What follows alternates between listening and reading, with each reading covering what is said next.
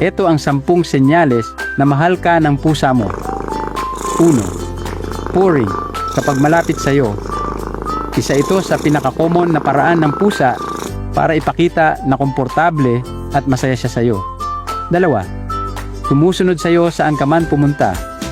Kung parang shadow mo ang pusa mo, ibig sabihin gusto niya lagi siyang nasa tabi mo.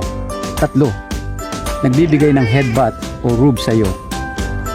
Kapag ikinukuskos niya ang ulo o pisngin niya sa iyo, inililipat niya ang kanyang amoy bilang tanda na pag-aari ka niya.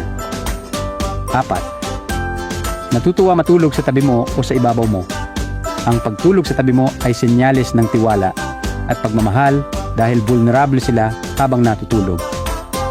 7. Nagdadala ng regalo, kahit ipis, daga o laruan para sa kanila.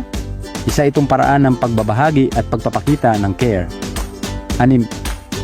Tinititigan ka at nagbablink ng dahan-dahan. Tinatawag itong cat kiss o slow blink. Para bang sinasabi niyang I love you sa cat language. 7. Nilalantad ang tiyan niya. Dahil sensitibong bahagi ito ng katawan ng pusa, ipinapakita lang niya ito sa taong sobrang pinagkakatiwalaan niya.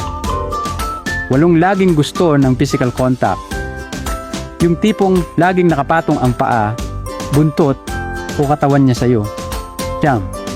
Mabagal na paggalaw ng buntot kapag kasama ka. Kapag nakataas ang buntot at bahagyang kumikibot ng dahan-dahan, ibig sabihin ay masaya siya sa presensya mo. 10. Nakikinig at tumutugon sa boses mo.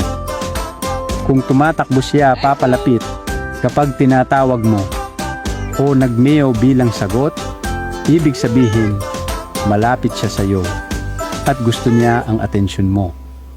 Para sa Katropa Tips, please follow, like, and share nyo na si Kleng and the Cats.